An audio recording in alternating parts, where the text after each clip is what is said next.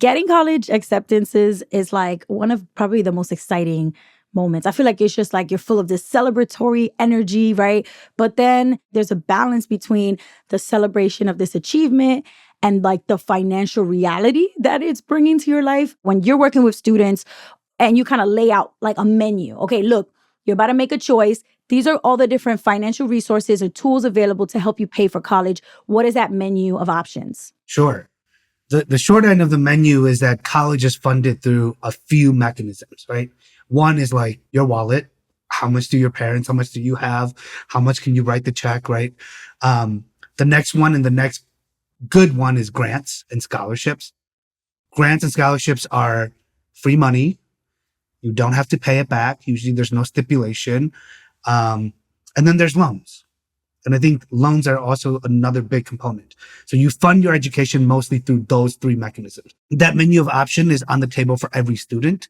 But depending on students' financial aid situation, depending on what they can afford, depending on what the government and the schools individually tell the students, right, that menu can look vastly different for every student. And so that's what I mean by individualized. You cannot be paying attention to anyone else.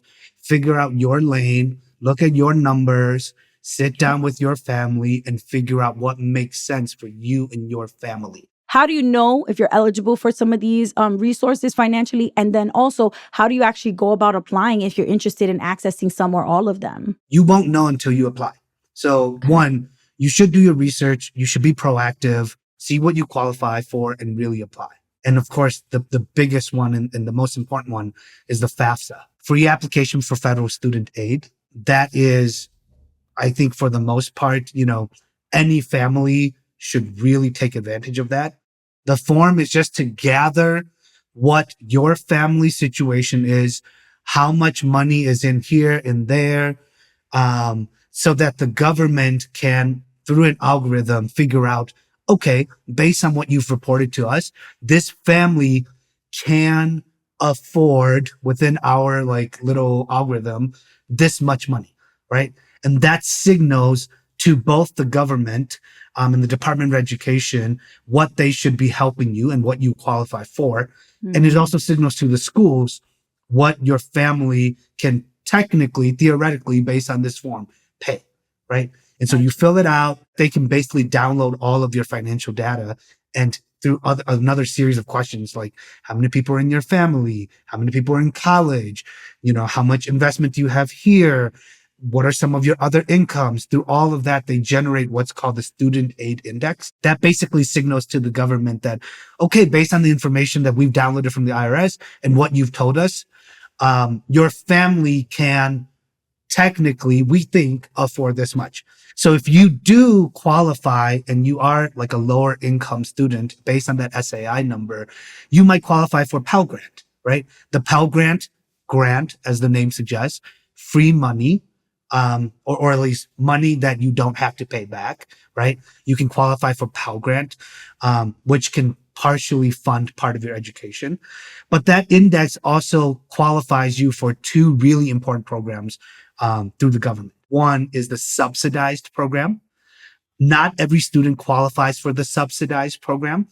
Subsidized means that while you are enrolled in college at least half time, the government will be paying for your interest. And then there's the unsubsidized loan. It's still a very favorable loan, oftentimes much lower interest rate. But that money, that loan, while you are in college, interest will start accruing. So you will be responsible and that will be added to your principal interest. And so it also allows you to tap into those two loan programs. And so that is why the FAFSA is important. So even if your family is like, we feel like we have two parents and we're working and we probably won't qualify for any financial aid, you still want to do the FAFSA because that will open up the opportunity to take out the unsubsidized loans if your family doesn't qualify for the subsidized loans, which has very favorable rates that will help you pay for college. There's only risks to not completing it. There's nothing that serves you or benefits you by saying, oh, well, I'm going to opt out. I'm not going to do this. It doesn't help you in any way, right? That's what you're saying. Absolutely. So if you're like a lower income student and you know for sure that we need help, you must do it because you qualify potentially for money. And if you're thinking about getting any kind of financial aid, every college, every technical program is going to want that form in order to qualify for financial aid. And if you're a more middle upper class family, that runs the gamut, and you might think like, oh, we're never going to qualify. You should still do it because that opens you up for potential loans and scholarships. You mentioned federal student loans, that some are subsidized, some are unsubsidized, and even grants and scholarships. But oftentimes, if you've done everything you could and you still owe money and you can't get that from the federal government or from a scholarship grant program because, time's running out, you may then need to go look at private loans. Do you feel like this is like the last resort, and how should students approach this step? Absolutely last resort. I think private loans are very difficult for a few reasons. One, the interest rates are often so high that you will be paying so much money back. And two, sometimes you might not even qualify for these private loans. And so they might require you to like go get someone to co-sign who is like an uncle or an auntie or a family friend. And that can also be really difficult and pose a lot more just emotional, personal, financial hurdles as well, right? You should really, really try to negotiate with your colleges on how you can afford that college without private loans. And I think this is a hot take. Our public universities, your parents pay taxes in every state. And so the state that you live in, you should get very favorable in-state low options. So it should, in theory, be fairly affordable. I think like if you go to a private school or any other schools that requires you to take a huge amount of private loans in order to fund it, that should already be a red flag. Right. Yeah. I like that Because there should be other viable options for you to be able to pay for college without hefty private loans. Now, you've completed FAFSA yourself. You've helped so many students complete FAFSA. You have a realistic picture of how it's changed over time. Tell us, like, realistically, right now, if you sit down to complete the FAFSA, how much time is it going to take, and what do you really need to get it done? Yeah. I mean, real talk, I think the hardest part is like registering and everything, right? Because you have to create this thing called the FSA ID, the Federal Student Aid ID, you and your parents. And so you use that to sign your name. You use that to sign and link IRS. And so it's actually more of like the logistics of registering. I mean, once you do that, if you have your family income and tax forms and all of the forms you need, the FAFSA could take you like 30 minutes. Oh, wow. That's great. It could be that easy. Yep. They've really worked on making it more accessible and easier and more straightforward to gather information. And so, the myth of like, oh, it's too complicated or convoluted, you register for those accounts and you just put in the information. They tell you exactly what to put in. It's very straightforward, and there's a lot of help and support there. Okay, so if we have to like put together all the most important steps or things to do when you're making your decision for college, what do you think the top things to do in order would be? I think celebrate. Congratulations, you've worked hard, you've earned a spot into colleges, right? Gather all your financial aid package. Don't make any decision without looking at all of your financial aid package, right? Set them side by side. There are a lot of tools online, free tools that you can use where you can literally put in college X, college Y, college Z. How much does it cost? How much grant or scholarship free money did I get? How much loans? How much this? And they will help you literally track it out, right? You also have buying power. So work in negotiation with financial aid officers, admissions officers to think through your family situation and make it happen for yourself.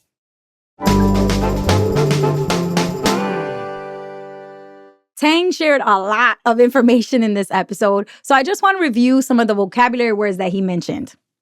FAFSA, free application for federal student aid. This is the form you fill out to show colleges and the Department of Education how much your family can afford to pay for tuition. FSA ID. This is your federal student aid ID number, which is a unique identification number that helps you fill out your FAFSA and sign all of the different financial aid forms you'll be signing. SAI. This stands for Student Aid Index, When you fill out your FAFSA, it will calculate your SAI, which is how much your family can afford to pay for college, at least in theory. Direct loan. This is money that you borrow directly from the U.S. Department of Education, and you do have to pay it back, but the interest rate is usually much lower than what you would find anywhere else. And there's two main types of direct loans: subsidized and unsubsidized. Subsidized loan. This is a loan from the government, which, as long as you're enrolled in college, the government will pay the interest for you. Unsubsidized loan. This is similar, but now the interest does keep accruing while you're in school. So you'll actually owe more money than you borrowed by the time you graduate. But at least the interest rate is still really low. Private student loans. These are loans that come from private banks, not from the federal government. And they can have way higher interest rates. Teng suggests that this should be the last resort. For our Learn More segment today, I want you to meet Naziah Osai. He's a 22-year-old recent college graduate from the University of Rochester, originally from Washington, D.C. And I invited him to come on and share some of his experiences with paying for college. All my life, I was told that you're going to go to college. Everyone said you're going to go to college, but it wasn't until I got to my senior year of high school where I realized no one had a plan for me to actually pay for college. So, I knew all these different schools I wanted to go to, like out west or far away, but I did not know how I was going to actually pay to go to those schools. Fortunately enough, one of my counselors, they had nominated me for a scholarship program called Posse, the Posse Foundation.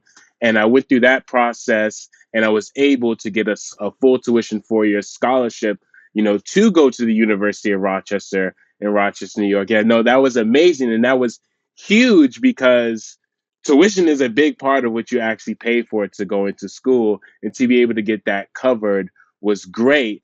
But I would love to say that that was the end all of all my financial worries when it came to college, but it wasn't, because once you get through that process, you realize there's other things that you have to pay for school, like housing, books, the day to day of like supplies and meals. And these were things that I did not know at the time. I thought tuition were good, but it was those little expenses that really I had to learn to tackle as a newfound adult.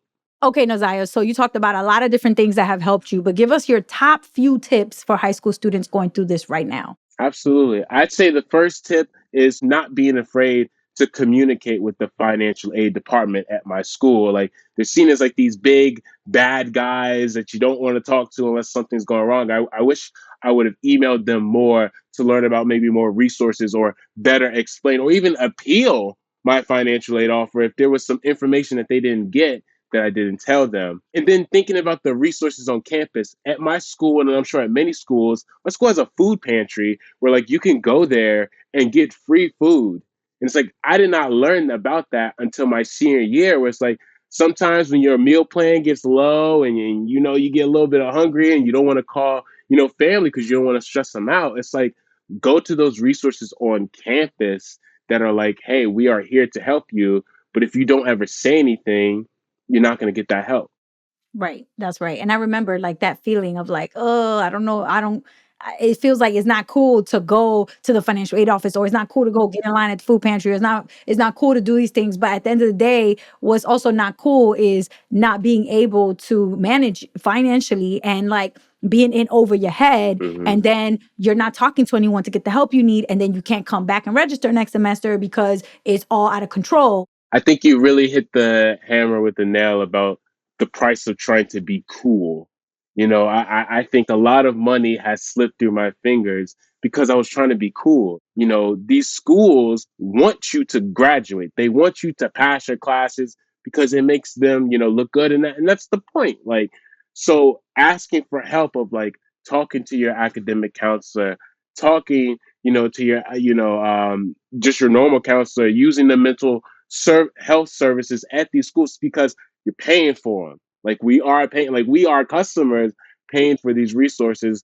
So if I had to go back, I would not only look for more money to, maybe take out less loans than I did, but I would also take use of the resources that I'm paying for on campus. So it's a hustle. It's like college is a hustle, and that once you learn that hustle, man, you'll never stop You could use that for the rest of your life. for the rest of your life.